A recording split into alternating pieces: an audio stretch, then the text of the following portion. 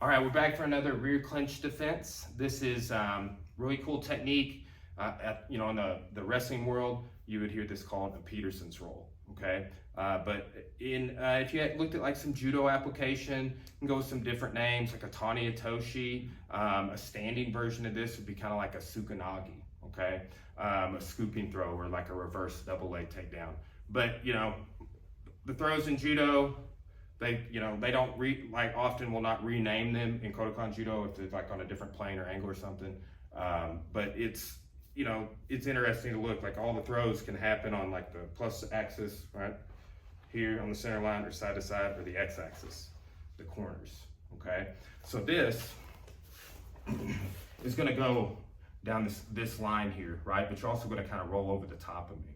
So I need to break out of this. So step here and wedge. Right, so I need to create a wedge with an elbow. I need to feel he's got his head about in the center, so about either side will be good, right? But when I get that elbow wedged here and I break, right? So you got an arm drag option here. But once I do this here, right, what I'm gonna do is I'm gonna step behind, right? So, and you can kind of coast this and do it against the body lock, kind of pick me up, right? So like I'm here and boom. See, this is where it becomes more like the Tsukanagi, where he goes over my back and hip. So like when I saw this a lot, early on, I was like, oh, that's kind of like that Tsukanagi throw, but it's a little different, right? So here, I'm gonna grab this, collapse, and I'm in this nice sort of a reverse Kesa position.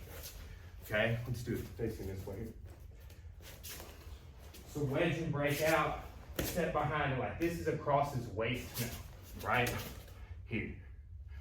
So when I'm here, what I want to do is relax and roll him over, right? And then I'm in this nice sort of Yushiro Kesa Gatami, is what, like reverse Kesa, scoot this way a little bit. But I don't have any weight on him, so I need to go here and turn this out a little bit, and then wedge my foot. Heel up, live toes here.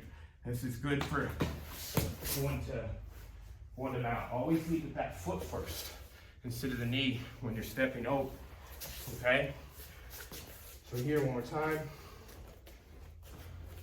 So wedge, break, right? I'm gonna step behind here and collapse this arm. It's not collapse to my knees, right? I do have the option of this Americana, or a Kimura rather, but get your weight and get control of the pin. Leverage the pin with this foot, right? Like now, I'm controlling his hips more. If he tries to move into me, my foot props, right? Turn a little bit more. So here, move your hips into me, please. See, you can. Go back. Move your hips into me, please. Move your hips away. I'm keeping. When I teach this to people, I say, hey, pin my hips between your knee and your hand, obviously, but try and touch your knee to your hand.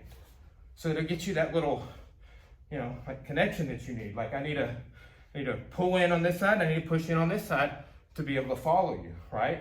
Sometimes when you're going this way, I'm gonna let off a little bit on this pull in, and just so I can just monitor, okay?